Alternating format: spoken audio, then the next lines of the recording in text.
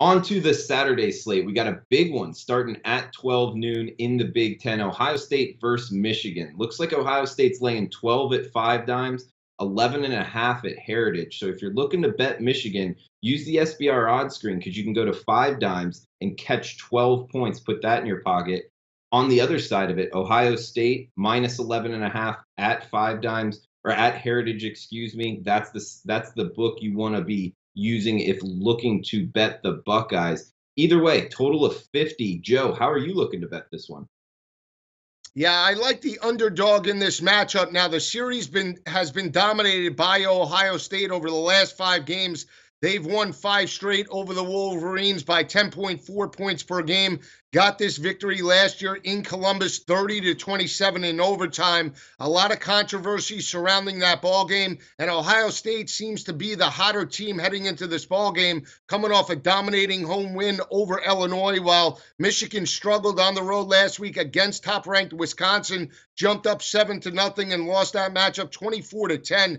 But I really feel it favors Michigan's defense in this ball game and their ability to make J.T. Barrett beat them over the top. Now, you look at Michigan entering this matchup, they have the #1 ranked third down defense in college football, holding opposing offenses to 24% on third down conversions. They're only allowing 114 rushing yards per game and only 145 passing yards to opposing offenses. But over the last 4 games, they're holding opposing offenses to only 119 passing yards through the air. I think that's the matchup you want to see play out. I still like the front seven of Michigan, led by Rashawn Gary, that has 36 total sacks on the year, and a lot of pressure, in my opinion, on Urban Meyer and Ohio State. A lot of talk has been said about Ohio State possibly being a college football playoff team if they win this ball game and then knock off Wisconsin in the Big Ten championship game. I see the pressure all being on Urban Meyer and the crew, even though there's pressure on Jim Harbaugh to win a big battle against the better teams in the Big Ten.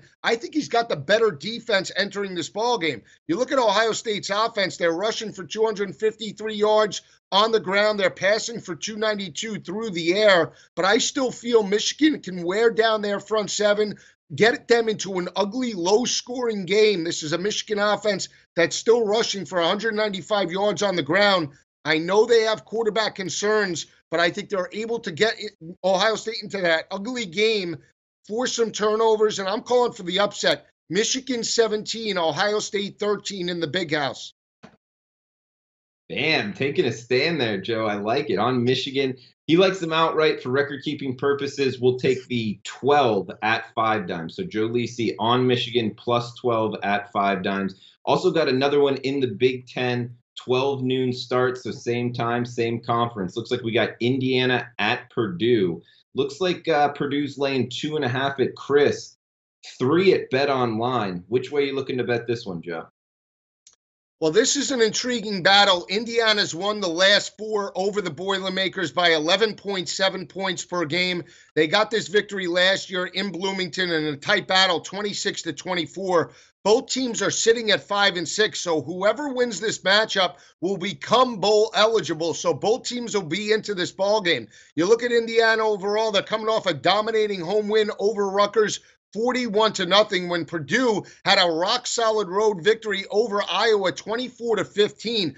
In my opinion, I think Purdue has the better defense heading into this ballgame. You look at Purdue overall, they're holding opposing offenses to 134 rushing yards on the ground. Over the last 4 games, Drew, against Illinois, Nebraska, Northwestern, and Iowa, they've only given up 74 rushing yards per game. And you look at Indiana's offense over the last 6 games, a one-dimensional offense. Indiana's only rushing over the last 6 games for 115.5 yards on the ground per game. I think Purdue is able to make Indiana one-dimensional. Purdue does have 11 total sacks over the last 3 games. They're +3 in turnover margin and are going up against an Indiana offensive line that has allowed 26 total sacks on the year. Now, You look at Indiana's defense heading into this ball game. They're allowing 150 yards per game on the ground to opposing offenses, giving up only 175 passing yards to opposing offenses through the air and quarterbacks. But Elijah Sindelar, over the last couple of weeks, named the starter by Jeff Brom, has played very well over the last couple of games. He's completed 60 of 98 passes. That's 61%. 627 yards, 5 touchdowns, 1 interception. That was against Northwestern and Iowa, 2 of the better defenses within the Big Ten this year. I also like the way Purdue is playing against the better teams, Northwestern and Iowa, solid rushing attacks. They held Iowa to 82 rushing yards on the ground. The week prior, they held Northwestern to 94 rushing yards. I think this is a rock-solid defense in Purdue. They have the better head coach. I like Jeff Brom over Tom Allen. And another factor as well, Indiana on the road. I don't like that matchup because they're turnover prone. Indiana entering this ballgame is -7 in turnover margin. You need to shut down the run and win the turnover battle, especially on the road. I think that favors Purdue at home. I think they get a gutty 27-14 win over Indiana, become bowl eligible at 6-6 on the year.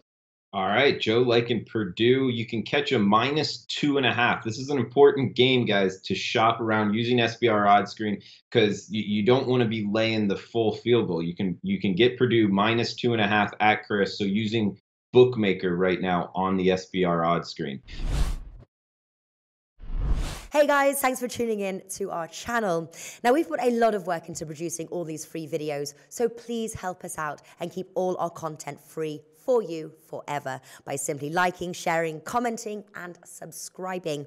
Now, not to mention, a visit to our industry-leading website will warm the hearts of all our SBR employees, especially myself. Now, the links are over there to the left, so do check those out. Thanks for watching.